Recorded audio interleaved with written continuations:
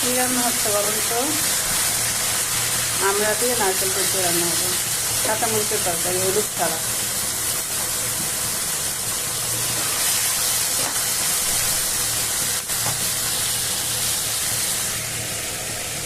নারকেল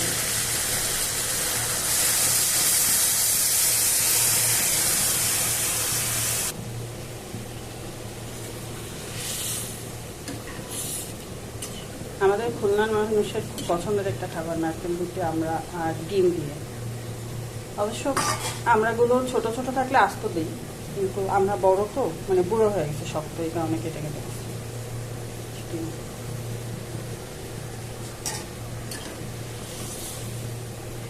খেতে লাগবে হলো একদম টক ঝাল মিষ্টি একটা ফ্লেভার থাকবে, মজা।